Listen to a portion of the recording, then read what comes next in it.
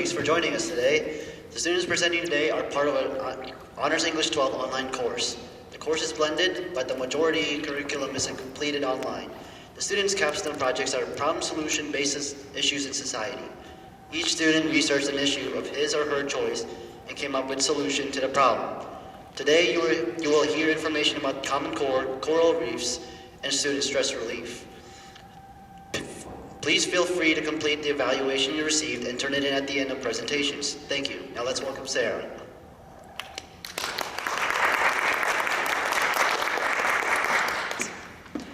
Hi everyone, my name is Sarah, and for the next couple of minutes, I'm going to educate you all about the current state of our nation's education system. Today, we're going to talk about the problem with Common Core. So, let's first take the moment to ask the question, what is Common Core? Because a lot of people don't actually know. So, the Common Core is a set of state standards that began to be implemented by states in 2010, the year we all graduated elementary school.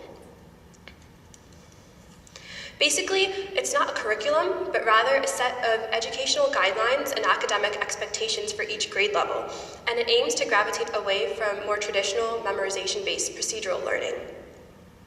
And so, according to the Common Core standards themselves, they're defined as being aligned with college and career expectations, built upon the strengths and lessons of current state standards, informed by other top-performing countries, and geared to prepare students for the global economy and society.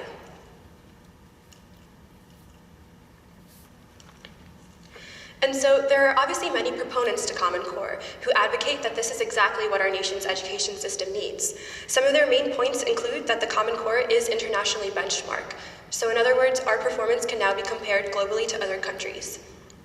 Also, the states would save a lot of money on creating and scoring the same tests. Since states would begin to use the same standards, they would no longer have to continue to develop so many of their own assessments. This would thus result in greater national continuity, allowing for comparability of academic success between states. And like mentioned before, Common Core would prepare students for college, workforce, and real-life situations.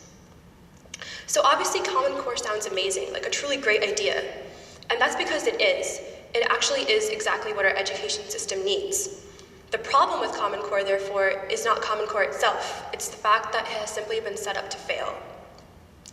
And so all the problems and issues that we see in our education system currently all stem from one main defect, that the resources are not there to back up the standards. So let's take a look at these issues and see what is holding Common Core back from doing its job and reaching its full potential. So there are three issues. First, a lack of job training for teachers. Secondly, a lack of proper books and technology in the classroom to support Common Core. And third, a lack of involvement from parents to help, and resources for parents to help them help their children outside of the classroom. So back to teacher training. Let's take a look at this April 2016 study of several large urban schools in Georgia. Only 2 out of 10 teachers said that they were familiar with the standards. And on top of that, only 7% of teachers agreed that they felt they were prepared to teach Common Core.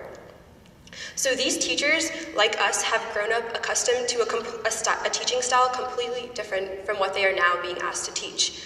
And so if Common Core is to improve the education of students as intended, a greater emphasis has to be placed on providing teachers with proper support and training.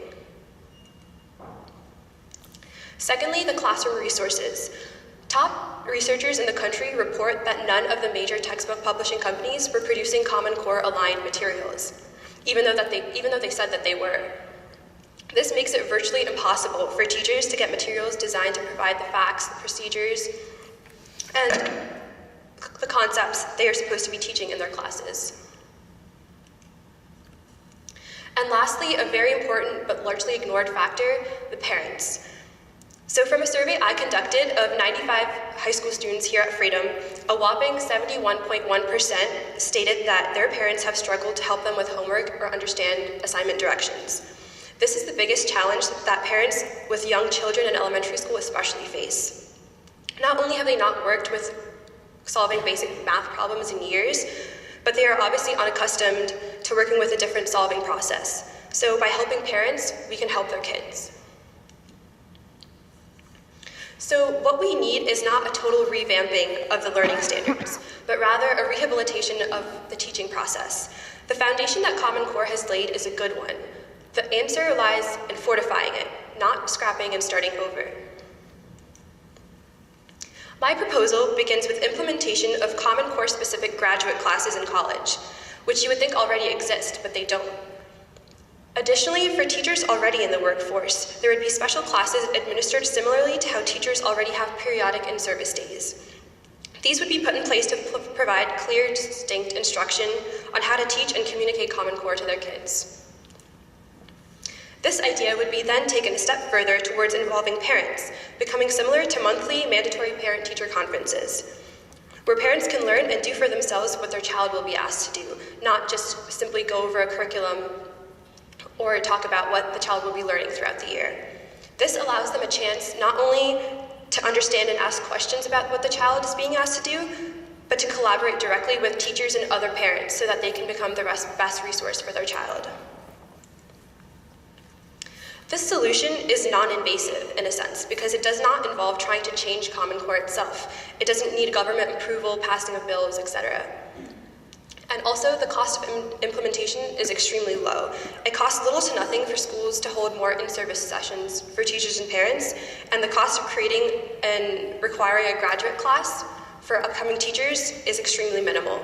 Similar to the cost of starting like a new AP class at high school, like $2,000 to $5,000, which is a cost that is very easy for colleges to cover. So in addition to just having proper textbooks and teaching materials, what's really needed are courses geared specifically to guiding teachers and parents through problem solving from various angles and making connections between number operations just like students are required to do. And providing teachers and parents with a clearer understanding of Common Core is the primary piece in transitioning to reformative education. So the old generation is made entirely responsible for raising and educating future generations. If we ourselves, the teachers, parents, older siblings, cannot digest the changes that Common Core is trying to bring about, then we cannot possibly teach our children.